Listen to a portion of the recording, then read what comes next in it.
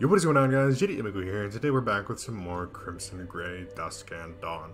So, before we jump into this video, I just wanted to let you know that I am fairly busy at the moment. A lot of things are going on, and majority of the time my days are pretty much completely busy, so I find it hard to sit down and try and get one of these videos out. They usually take about 40 to an hour minutes to record, but I will be trying to record videos at every given chance that I have. But without further ado, let's jump right on back into it. So I think that we are approaching a bit of a climax. Oh, I did not mean to do that. I meant to go load. Here we go. January? I don't think it was January. I guess it was. Damn, I haven't played this fucking game in a while, huh? Alright. Yeah, okay, so I think here we are. Lizzie was returning home when she heard voices inside. She disliked that, but it wasn't too far out of the ordinary. Speeding up to hear better, she realized that it wasn't anyone inside. It was the television. John occasionally had the news on while he worked, but it was uncommon. She most likely wouldn't even need to tell him to turn it off, so she opened the door with a smile on her face. Inside, she realized that this was not a normal situation. John had a textbook on his lap, but it was forgotten as he stared at the screen. Lizzie hurried to sit beside him and figure out what was going on. Been approved for widespread use. Koitek representatives say that demand is likely going to outpace supply, but the corporation will increase production in an effort to provide the devices at cost to government and educational institutions. John, what's happening? Congress rushed through an act in response to the Werner's incident. They're blaming it all on her, saying that increased measures need to be taken to prevent such people from killing anyone else. A hollow cold began to slide through Lizzie's body. She sat down beside John, but he provided no happy warmth. He was an ally against what she knew was coming. What kind of increased measures? The pharmaceutical lobbyists had their hands all over the act, so it's going to be increased medication. But that's He cut off as soon as the news anchor transitioned to something else, which proved to be Francesca Kelsey making a prepared statement.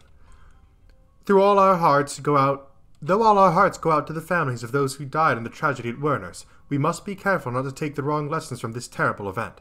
None of us will ever know what went through the killer's mind, and we still do not know all the facts surrounding the case. Furthermore, many of the suggestions showing a troubling over-reliance on hormones and chemical markers already a failing of many corporations. There is a danger of seeking simple answers instead of finding solutions that will... Her words dissolved into a meaningless hum. Lizzie knew that calm words advising caution wouldn't have any effect, not when others were panicking and demanding action. She felt slightly guilty for being suspicious of Francesca when she was on campus. What does the act actually do? They haven't talked about all of it yet, but it sounds like there will be an increased funding for various measures designed to prevent violence, ostensibly. John took a deep breath, and she was surprised to hear the shudder in it. This was hitting him hard, risking increasing his depression. Lizzie drew closer to him, stroking his hair, but she knew that it couldn't change the facts of the situation. It sounds like they're reducing the requirements to move drugs through testing, including on younger populations. Another channel had Kelsey on as a guest earlier, and she's saying it's basically the opposite of what she wanted for the FDCA. Is that what you were about to say earlier? No, it's not the worst part, at least not for us. The technology Koitek uses to detect hormonal balance has apparently been improved, and they're going to start distributing it more widely, to detect problems before they occur, or so they say. Lizzie bared her teeth slightly, eyes narrowing. That technology had been what detected John's depression, and made them give him that awful Paxatine. It also accurately detected that she wasn't like other girls. If she had been tested in a social environment like this, who knows what would have happened to her. I hate them, John. I hate them so much. I wish I could get rid of them, but...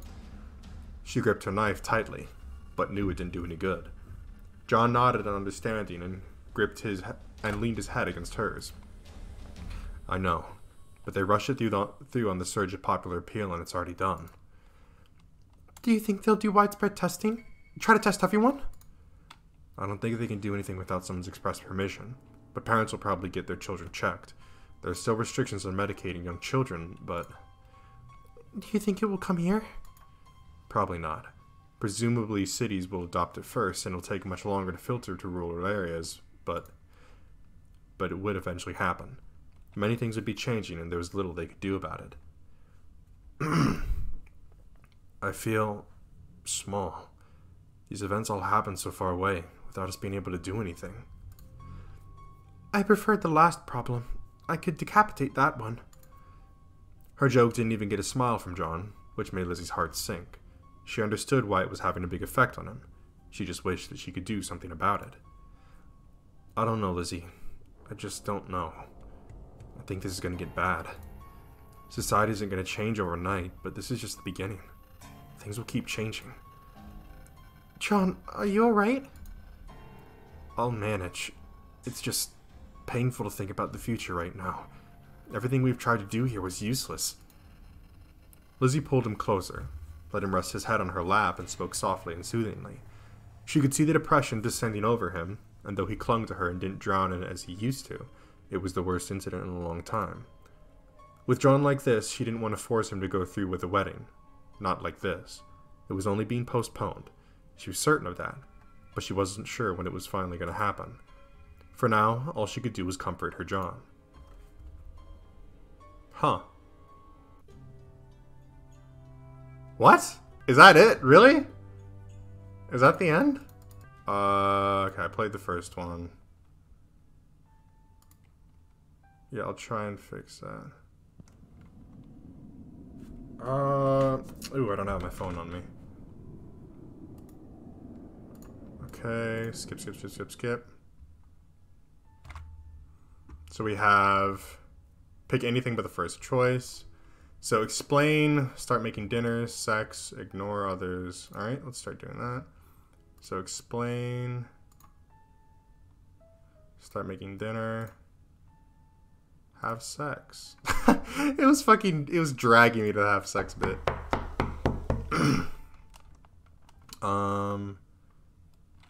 I think it was like ignore targets and find John, right? Ignore others and find John. Yeah, okay. Take John's idea, have some fun, be quietly supportive. So ignore targets, take John's idea. Okay, so I haven't done that. Can you guys hear it, though, is the big question. Alright, looks like you can. Alright. Let me just wait for the black screen to go away. Alright, here we go. Your idea sounded fun, John. Let's do that. Seriously? That stuff is heavy. You're gonna have to make him do all the work. I could provide moral support. The girl rolled her eyes at them, but didn't try to interfere any further. After signing up and getting the appropriate key, that left Lizzie and John to head to the supply room he'd referenced. In the old art building, they headed down one of the lesser used hallways, her arms so linked with his. Being alone together in a place like this brought lovely ideas to mind, but since they were helping a cause that mattered to him, Lizzie restrained herself. Before too long, they reached the room, which John unlocked. The room inside was reasonably large, but filled with years of ancient desks, cabinets, and other furniture, not to mention a host of random boxes. Nobody wanted this job because these old cabinets are ridiculously heavy. I'm guessing that won't be a problem, though. Lizzie stepped over to one of them and pressed her hand against the side, tipping it experimentally. The metal groaned and dust fell from the cabinet, but it didn't feel particularly heavy. There's nobody watching, right? Nah, people don't usually come here. We're only using it because most of the real meeting rooms are booked that night. Then I'll take care of it, no problem. They have a recycling guy coming for metal, so we just need to take them out back. Nodding, Lizzie moved to the cabinet that was the most in the way of the others and picked it up without difficulty. A box that had been sitting on top of the shelf tilted to the side, and John snagged it before it could fall. Smiling thanks at him, Lizzie carried the cabinet out the door he had referenced and left it at the edge of the back lot. Being made of metal, it was indeed heavier than average, but not really a challenge for her strength. They soon found a good rhythm working together, which made Lizzie glow inside. She handled all the heaviest furniture, while John organized the rest and cleared off boxes and other materials that would get in her way. Her strength hadn't been something that she'd given much thought when she was growing up. First, something to be hidden to avoid attention, then an advantage to be cultivated. It had never been something that brought her any joy. That hadn't changed. The day she had saved him from... Oh, that had changed. The day she had saved him from falling. Since then, she had realized that she could use it to protect him. There had really only been a few brief moments where she used her strength to its full potential, but she was happy for simple things like this as well. The two of them working to move so many things, it reminded her of when they moved into their apartment together, and that made her imagine them moving into an actual home of their own, which was a wonderful thought. She would be overjoyed for that, no matter the circumstances, but it would be most wonderful if it happened when they were married, until when it happened after they were married. The tradition seemed meaningless to her isolation, but the idea of doing it with John. Such thoughts carried Lizzie happily through the rest of their work, made her frequently smile over at John, and he smiled back, seemingly much lighter than she had seen him in recent days. Lizzie didn't even mind that they were preparing for Francesca to come speak. Working toward it together with him, it didn't seem like such a bad thing after all. John, can you help me with these? The desks are too long for one person to carry, not without damaging something. Oh, so that's why you've been skipping them. Sure, I'll try. He acted as though he might not be able to help, but of course he came to assist her, and it really was true that she needed his help. She wouldn't have wanted him to feel condescended to. As strong as she was, there was just no good way to carry a desk alone. Between the two of them, there was no trouble at all moving the desks and finishing clearing the room.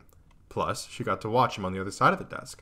He was used to her gaze and didn't mind it, though he needed to focus on their path more than she did to avoid running into things. When at last they finished, the room was still dusty and stuffy, but at least it was empty. More time had passed than she had expected. John didn't seem as surprised, but she was glad to see the slight smile on his face. It's not much, but we did our part to help. It wasn't a problem for you, was it? Not at all, John. Thanks for thinking of this. Having said that, I'm definitely ready to head home.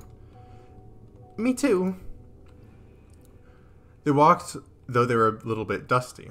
Lizzie didn't hesitate to link her arm with his and lean against him as they walked home.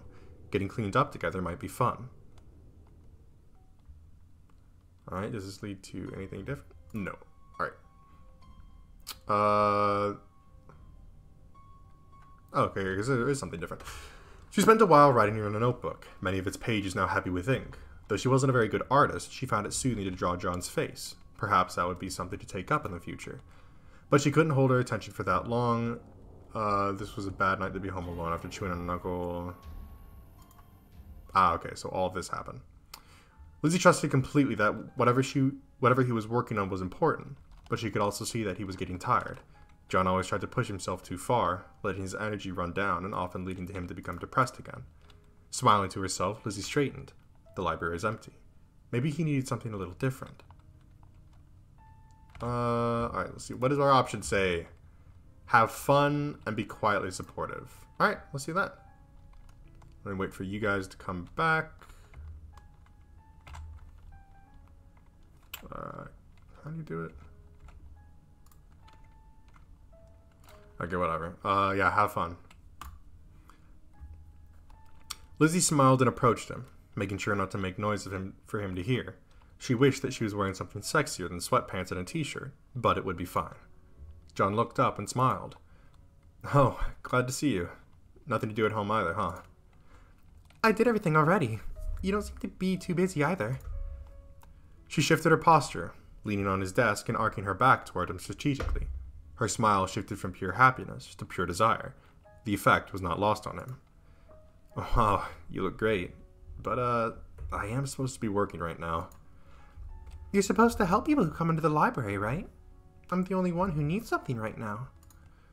Without breaking eye contact, Lizzie slid an arm up one of her shirt sleeves and pulled the strap of her bra over her shoulder, then repeated with the other arm. John swallowed, but kept watching as she reached behind her back and under her shirt, making it ride up her stomach a little. Preparation complete, Lizzie undid the clasp and wriggled out of her bra, then pulled it from her shirt and held it dangling from one hand. John, don't make me have done all that for nothing. You can take a break, right? John swallowed and got to his feet quickly. Let's find a break room. He's just like, fuck this job, man. They hurried into one of the small study rooms at the side of the library, Lizzie watching John smile and laughing softly. It was so nice to see him give in and play sometimes. The study room held nothing but some bookshelves, 2 chairs, and a table, but the table was at about the right height and the edge was smooth, so it was good enough. Knowing he might feel guilty about hurrying, Lizzie took it upon herself to bend over the desk and slide her sweatpants partway down. John, don't... Oh, yeah. John, hurry. I don't want to wait. Okay, this is the first time I had to censor something in this series. She heard him undo his belt. Then he was right behind her, tucking her pants down to her thighs. When he pulled her panties down, they clung to her for a moment, revealing just how ready she already was. I can't believe we're doing this. Someone might come into the library. Then let's hurry. She wiggled her ass back at him and looked over her shoulder, eyes bright. Usually they were free to be completely naked in their home. It felt strange to be wearing her shirt and have her pants around her thighs. John felt different too, his shirt brushing against her as he stepped up behind her. But that just made it more exciting. A new way they could share each other. The head of his cock brushed against her slit a few times, drawing a soft murmur of pleasure from her. Once the head was very slick, John repositioned himself and finally slid the head inside her. Lizzie moaned and trembled, her fingers gripping the desk hard as she felt his familiar member. It was only the tip, but after that he finally reached down and touched her hips. After caressing them a little, murmuring about how beautiful she was, he got a better grip and finally pushed deep. She thrust her hips back at the same time, making sure that he pushed inside her to the root. She felt gloriously full, as if their bodies were made for one another, and he was made for her in every way. Their years together had only reshaped them to fit each other better and better. With a new angle, their usual rhythm was thrown off, meaning that she could enjoy his cock stirring inside her as he explored her. Lizzie eagerly pushed back, seeking the angle and pattern she wanted as well. Soon enough, they had found what they wanted, John smoothly thrusting into her from behind, and her hips meeting every thrust. It felt wonderful, the pleasure trembling from her entire body. She wanted to melt down into it, yet she needed to hold herself up. The tension in her body just made the pleasure more intense, less relaxed than usual, but nice in a different way.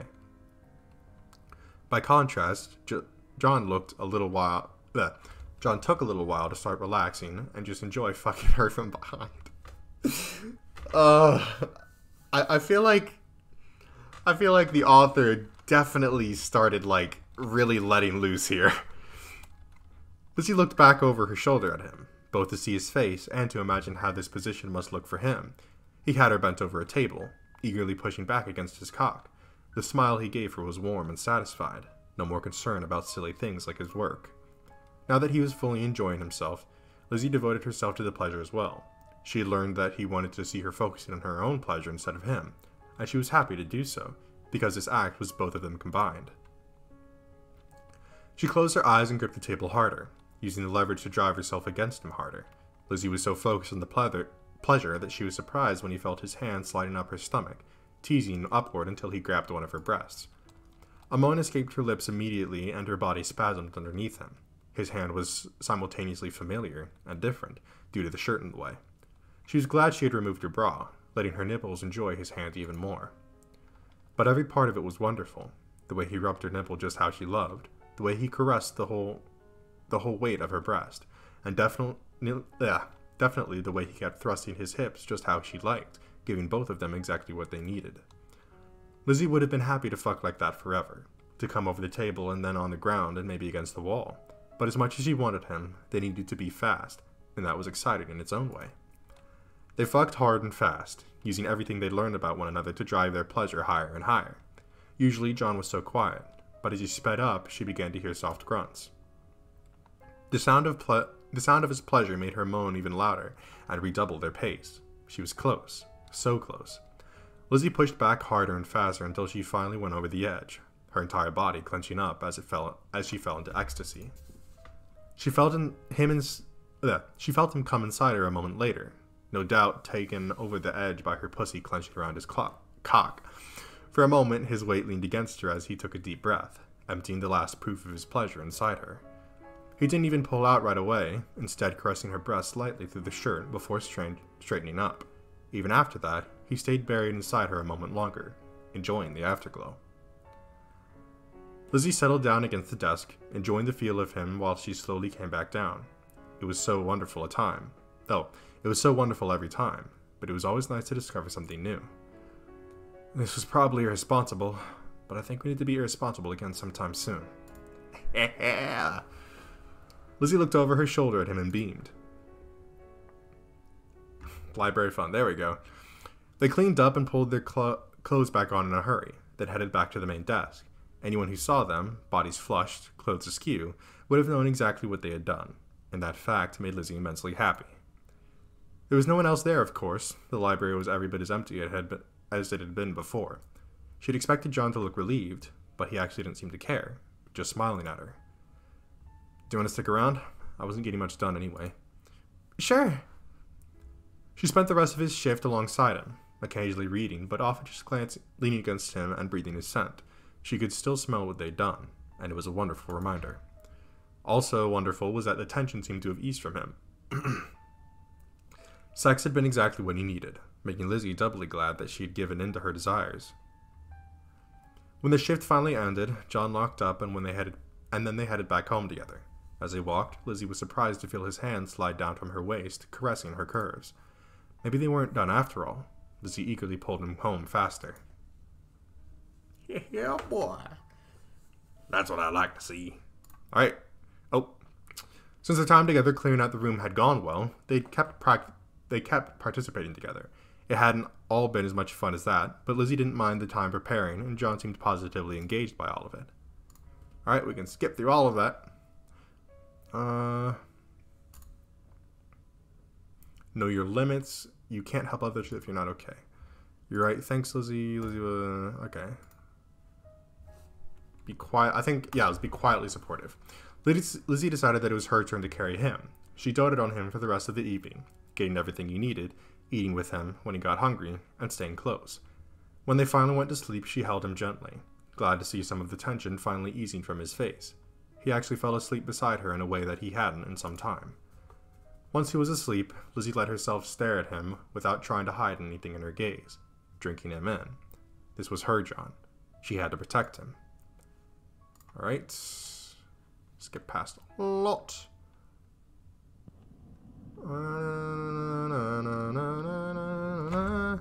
Alright, let's see.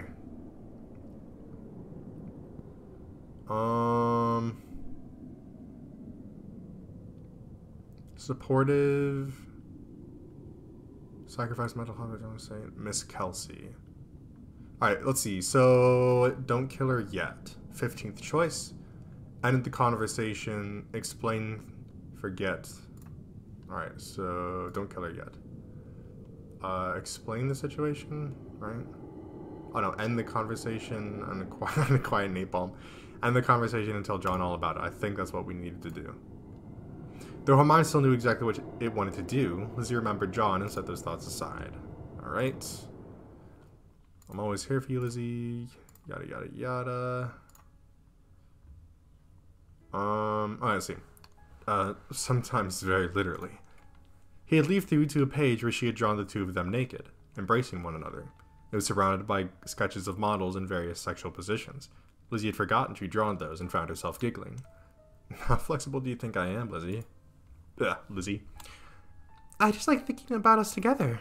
Ever since we had sex at the library, I've been thinking about other new things that we might do together. Oh, but I don't mean it wasn't wonderful just to do it normally. That's great to... Don't worry, Lizzie. I understand. Alright. Reassure him, ask him, explain the thoughts. I think we need to explain the thoughts, right? Explain, forget about it, ask him, trust him. Explain. We've already gone through that.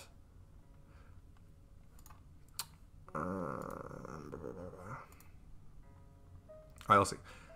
There's one thing from the notebook I want to discuss, John. It might take a long time. She saw a little hint of tension in his eyes, but he was always willing to work with her. Yeah. Fortunately, it was... Oh, God, I can't speak all of a sudden. But he was always willing to work with her.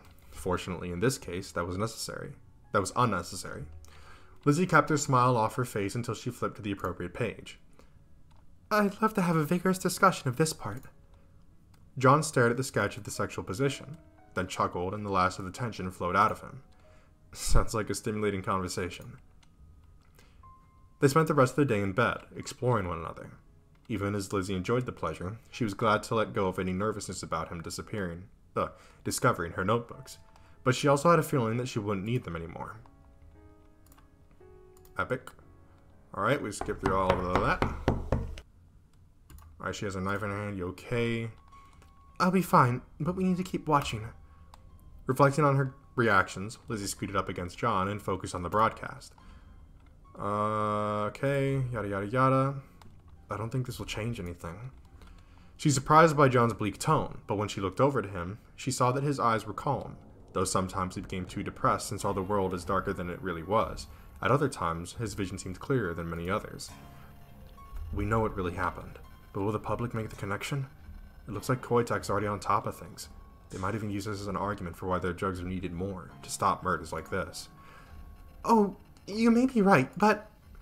You saw that image where she looked at the camera. That's going to be all over the news. I'd guarantee it. She'll become the new face of any social problem people want to blame on younger generations. Maybe things will take a positive turn from there, but I doubt it. Oh, John, I hope it doesn't go that way, but I'm inclined to believe you. They leaned against one another for a while, John touching his face to her hair and breathing it in slowly. They sat there together for a while, watching as the news continued. Meaningful information was coming slower now, but that didn't stop the broadcast from trying to stretch things, and since new information did come out occasionally, she felt like she needed to keep watching. As she calmed down, Lizzie was able to admit that any real threat would likely be slower and social. Her calm also let her notice John's mood more precisely. It seemed like John was fine, though his eyes were very serious. He was always more prone to sadness, and she imagined his thoughts were grim, but they didn't seem to be crushing him. They sat there, both somewhat tense, until John glanced over at her with a slight grin. Your murderous laughter was much cuter. Aww. Lizzie threw herself into his arms, laughing. It had occurred to her to compare herself to the other girl, but John's words completely wiped out such thoughts. He was joking, but the fact that he was able to joke so easily with her was a wonderful thing. Besides, there was probably a bit of truth in there too. She was better than that awful girl. Okay. I think it's forget about it. We need a break. The full story will probably be out tomorrow, so there's no sense wearing ourselves out about it now. You're probably right, Lizzie. I was getting tired of that news graphic anyway. John turned off the TV and returned to her, and she happily slid into his lap and lay against his chest. They spent the rest of the night just quietly talking, staying close while they worked. John hadn't been too upset about the incident, but she was happy to take his mind off the serious subject for a while. Though part of her desperately wanted more information, she reminded herself that what she had was true. This incident wasn't about them. She would learn more in time. Alright. Okay, we've already done all of that. I think this is Let It Go, right? Oh no, it's Ask John about it. Ask John, trust him, and I do. Apparently we've already gone through all that. Alright. John took a deep breath, but his eyes were still calm. Lizzie nestled against him to offer comfort, but she knew that they couldn't change the facts of the situation.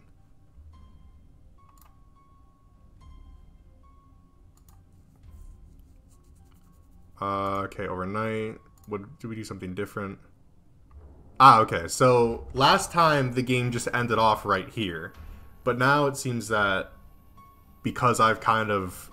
I think the problem was that in my first playthrough, I didn't put enough focus on, like, John, I suppose.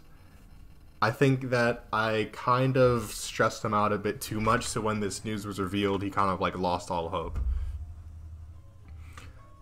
Okay. Oh yeah, so here we go. So, when she made the joke about, oh yeah, I prefer the last problem, I could decapitate that one. Last time, it said that he had no reaction to it, but this time it says this.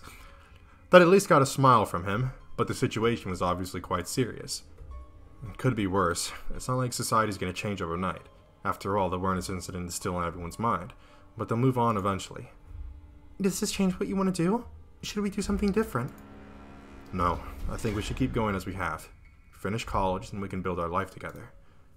He reached out to take her hand, and she gripped it back. I think I've seen enough for now. I don't know. I feel like I need to keep watching, but at this point it's just depressing me. I'll watch for you. You rest, John. I'll tell you if anything important happens. Are you sure? I don't want to make you shoulder it either. No, I'm happy to. The news might be bad, but I don't mind if I'm helping you feel better. And then I'll take you up on that. Thanks, Lizzie. She helped tuck him into bed, kissed his forehead, and then headed back to watch TV late into the night. Alright, now we're in some new territory. By the next morning, Lizzie was feeling discouraged, not just about the situation, but about the reactions to it. Everyone was so stupid. There were protesters in support of the law and protests against it. More protests that didn't seem clear on what they wanted except change. It was utter chaos, and yet the direction of all of it seemed to be downward. There was so much attention on everything, so little of it rational. According to reports, some schools had even expelled students based on the idea that they might be a threat, even though they had no true grounds to do so. Lawsuits had already begun. All of it seemed far away from their home and their life together, yet it loomed high and cast a shadow over her. She was grateful when she heard John finally getting up. He came out and gave her a quick kiss before sitting down beside her. She explained the basics of everything that had been reported, and putting it into words made things seem slightly more manageable, but it was still far from pleasant. John, do you think we need to call off the wedding? He looked into her eyes seriously for a long moment, not judging, just understanding. Eventually, he spoke quietly. Would you prefer that? No, I'm just... something might happen. I don't think there's any real risk, but I don't want you to be unhappy, Lizzie. I want our wedding day to be something you can remember forever, so if now's a bad time... I think it would be better to do it. To prove that Koitek doesn't dominate our lives anymore. And it would make me happy, John. So happy. She stared into his eyes and realized that she was uncertain. And realized that she was certain. She wanted nothing more than to spend the rest of her life with him. But she was afraid that someone would take him away somehow. Afraid of so many things. Will you tell me everything will be alright, John? I can't promise that. But I don't think there's any serious chance of something going wrong. She smiled fondly through moist eyes and nestled closer against him. I'm glad you said that. You don't offer any false hope. I don't want you to be sad, but I'm glad that you never try to force things to be happy. Thank you. Please convince me, John. Tell me about everything and why we can have our wedding, and I don't need to be so afraid. John held her and began to speak, not making any grand promises, but just going over the situation. It all seemed so much clearer when he said it compared to the chaos of possibilities within her mind. Yes, things weren't perfect.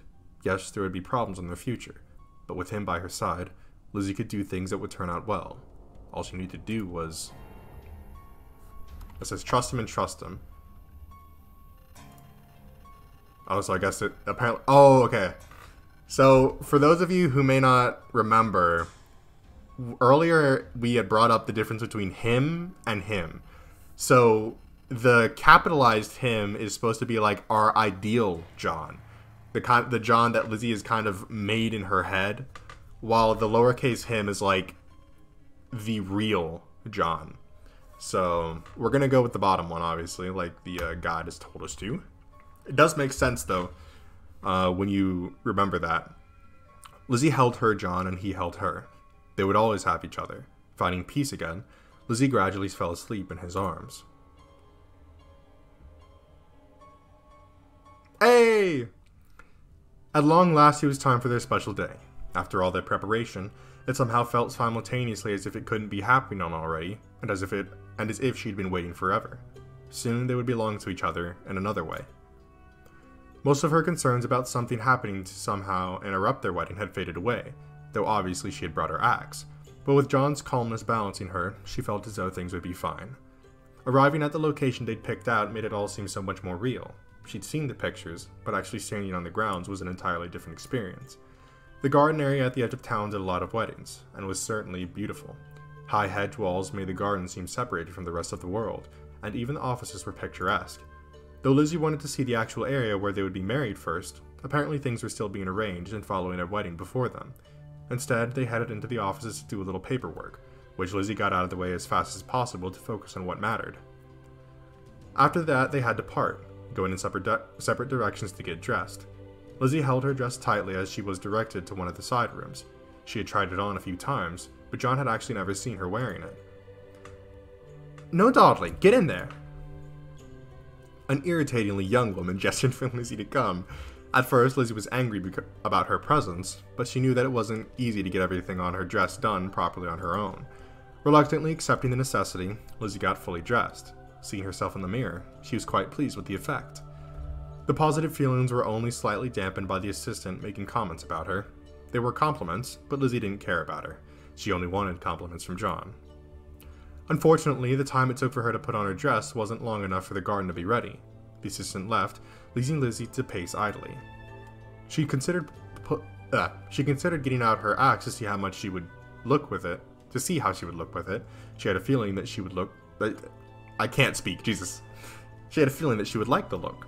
Hopefully John would like it too. That brought to mind naughty ideas that made Lizzie giggle to herself. Sooner than she had expected, the assistant returned. Now? Not yet, sorry. How much longer will it be? Sorry, the previous ceremony went long. Just as soon as everything's cleaned up, you'll be able to step right in. I see. I'll go talk to John then. What? You can't let him see you before the wedding. Lizzie considered that tradition for a moment and decided that it was dumb, but the other woman seemed very serious about it, as if such superstitions made all the difference. Why not? It's bad luck. You don't want to get your married life started off on the wrong foot, do you? Lizzie paused, considering all the factors in her mind, then gave the woman a flat smile. I'm going to go for a walk in the garden then. Don't get close to any of the workers. Ignoring her, Lizzie headed out. The grounds really were pleasant. She was glad that they picked this location, but her purpose was not to go for a walk. Once she got out of sight, Lizzie circled back around and made her way around to the main building. Before they'd been split up, she'd obviously noted exactly where they'd taken John to wait. Comparing it to the map she'd looked up of the building, she could easily determine where his room met with the outside wall. She didn't see anyone until she saw him through the window. John was alone, sitting in a room much like hers. Though he looked mostly calm, she could see the tension in his hands as he clasped them together. No doubt he was nervous about this too, and given her fears about this day, Lizzie had probably added to them, but she planned to reverse that trend very soon. Just not quite yet. Instead, she stayed outside the window staring at him just like she used to. The next time, she'd be staring at her husband.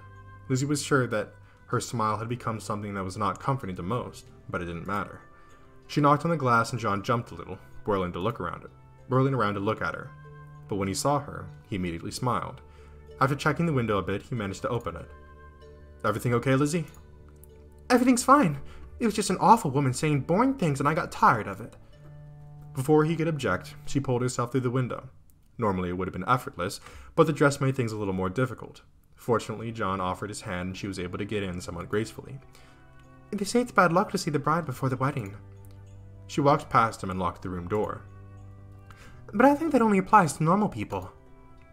Brushing past him again, Lizzie lowered the blinds to cover the window completely, then turned to him with a smile. Would you like to see the bride? Really? Now? He glanced over his shoulder to the door, as if she hadn't just locked it, but he was smiling. After a moment, he turned back to her. You're beautiful, Lizzie. If you stay here, I don't think I'll be able to help myself. She grabbed the front of his suit and pulled him to her. I don't want you to.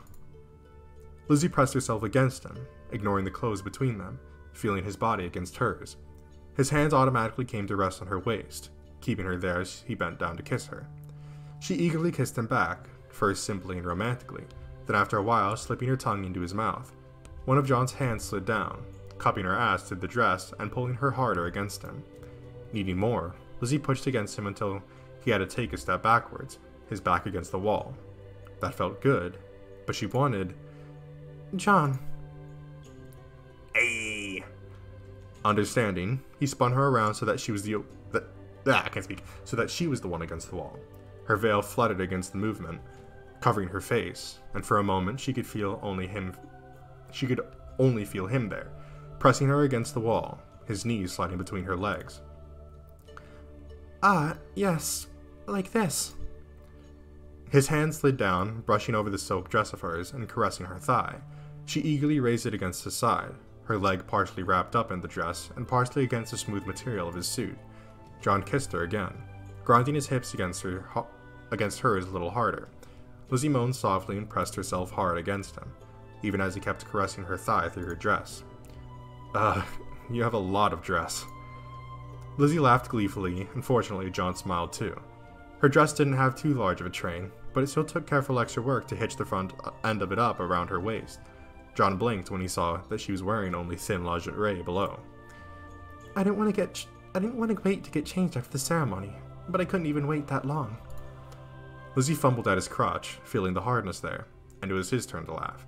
He didn't make her wait any longer, getting his cock out in front of his pants. She could see it due to her dress. She couldn't see it due to her dress, so Lizzie just slid one of her legs around his hips and eagerly looked into his eyes as she pushed the lingerie aside. He slid inside her easily, making Lizzie moan and arc away from the wall against him. The clothing they were wearing no longer seemed like the slightest obstacle, now that the two of them were joined. John began to thrust gently inside her, letting his weight fall against her and pin her to the wall. It felt glorious, but she wanted more. Lizzie slid her arm from his shoulders up to the back of his head, tangling up in his hair. It had been combined in a style that looked good, but she still preferred his slightly tousled look. As they fucked, her hand slid through his hair and tousled it more than a little. She pulled him closer to kiss her again, and he did so, gently kissing her even as her hips thrust furiously against one another. John, her John, was about to come hers in yet another way, and she wanted nothing more. Except at that moment she wanted to come. When John pulled back, Lizzie tilted her head upward and let herself moan louder. Let someone try to interrupt. She didn't care. They'd be done before anyone could stop them. Belatedly, she realized that John might be more concerned, but she was glad to see that she was entirely focused on her. His eyes were filled with love and desire as they ran all over her, and he didn't stop moving, her needy pussy accepting his length gladly. What are these lines? Setting aside such concerns, Lizzie just leaned back and enjoyed the pleasure. She was moaning continually now, her breath becoming ragged. Her chest rose and fell, breast nearly threatening to escape her dress, but it didn't matter. All she wanted was more, and harder. Just when she thought she couldn't take it anymore, John groaned and his hips shuddered. His body ground against hers fast and erratically as his length jerked inside her. The feeling of his pleasure sent her over the edge, gripping him tightly as her body arced against the wall so powerfully that she almost pushed him back, but he stayed seated beneath her, inside her, letting her pussy spasm around him as she came. For a moment, her head was as wide as the dress she wore. Then Lizzie came back down, still gasping for breath. She saw that John was breathing heavily too, his arm against the wall now, partially to support himself. She didn't mind feeling his body pressing against her, and his cock still inside her, as they both recovered. When he pulled back, Lizzie quickly shifted her lingerie to try and keep his cum inside her. John raised his eyebrows. Really? It's easier that way. Think about it during the ceremony if you want. Wow. That's kinky to another level. Fucking right before the wedding, and then not even cleaning up, but keeping it inside you. She winked at him, but it felt a little too silly, and she ended up kissing him over again. Lizzie returned her leg to the ground and just enjoyed kissing him for a while as he held her there in her wedding dress. As glorious as it had felt, it was a little awkward immediately afterwards as they struggled to right their clothes and remove any signs of what had happened. They both helped the other adjust and smiled again. That was a lot better than just waiting. Wasn't it? Then I'll see you soon, won't I? Look surprised. Lizzie climbed back out the window, made sure her dress was still in decent shape, then headed back to her room. The assistant grumbled when she saw a few things askew, but Lizzie just smiled at her demurely and said that she'd had a nice walk. In a few minutes, everything was fixed and the preparations were finally done. The wedding was so soon, yet Lizzie wasn't nervous anymore. It was finally time. Lizzie stepped from the door and into the back garden, where there was a pathway of short grass lined with flowers. Normally there would be chairs filled with guests, but in this case it was empty. She let her eyes wander forward, wanting to drink it all in before she fully indulged. At the end of the pathway was an archway woven with white roses. The scene wasn't marred by many people, only a pastor and a photographer. Necessary evils. And then there was John, completing the image. Even though she had seen him wearing the suit not long before, it was completely different to see him standing there, waiting to marry her. He looked amazing. There was nothing compared to the look she saw in his eyes, though. He was looking at her as if it was the first time and the millionth time. His eyes filled with such love that it nearly broke her heart. It took all of her self-control not to run down the walkway towards him. She made herself walk slowly, savoring the moments until she finally drew beside him. They stood in front of the pastor, but she barely saw the other man. They had spent a long time talking about their vows, but in the end they had gone with none. There was nothing they could say now that would match everything that they'd already promised each other. Besides, She doubted the pastor would appreciate her saying how many people she would happily murder for John's sake. With the ceremony simplified, it didn't take long. She ignored the words buzzing in the back of her mind, just staring at John until she heard the words that mattered. Do you, John Nicholas, take Lizzie Doss to be your lawfully wedded wife? I do. Do you, Lizzie Doss, take John Nicholas to be your lawfully wedded husband? I do. Before the pastor could say anything about kissing the bride, Lizzie threw herself at John, wrapping her arms around his neck and kissing him fiercely. In that moment, everything fell away except the two of them. Nothing else mattered. Hey, there it is, boys. She pulled back just slightly, staring into his eyes. She saw the past pain and sorrow there, yes, but she also saw hope and determination. She saw a love that matched her own. When they moved apart, she took his arms for the sake of the pictures, but those no longer mattered. When planning the wedding, Lizzie had thought that capturing this moment would be an important part of the experience. Now she saw that it didn't matter at all. A picture could never compare to the fact that she would always have this moment. Always have him. Forever. Look at this. True ending. Aw, man. Alrighty. Well, I will say this episode kind of threw me for a bit of a loop. Oh, look at the picture. They're all happy and it's all nice and cleaned up. It's not cracked and crazy like it was before. I will say, this episode definitely threw me for a loop, considering, like, the crazy amount of fucking sex that they had in it. I mean, like, seriously, just kind of fucking hit out of left field. It makes me wonder if there was any scenes like that in the first game, which there might have been, that I just didn't find. Dang. I mean, yeah, happy ending, you know? Happy ending. We get to forget about Koitek. They don't matter anymore. They don't control our lives anymore. We get to forget about Koitek. We get to get married. We get to live happily ever after. That was good. Man, what, like, I will say this. Overall, the Crimson Gray series, I think, was very entertaining. I do feel like, compared to some of the other visual novels that we've done, it's like, the amount of reading you had to do was a lot. Like, a lot of times you find yourself doing very lengthy reads. And obviously, as you can tell, most of the music and stuff on here is like free stuff, you know, like non-copyright audio, which is no problem. But I feel like for the quality of game that it was very good. I would definitely say that it was very good. It was very enjoyable. And I enjoyed the story. That was a nice little ending to it all. But yeah, that's gonna be it for me. If you guys I can't speak. That's gonna be it for me for this time. If you guys enjoyed this video, make sure to leave a like on it and tell me in the comment section below what you would like to see me play next. As we are bringing this series to a close, obviously a new one is available to be opened. So if you have any suggestions, go ahead and leave them in the comment section. If you enjoyed this video or any of the videos or series on my channel, then I highly recommend you hit the subscribe button and turn on post notifications so that you'll be notified when a new one of those videos comes out.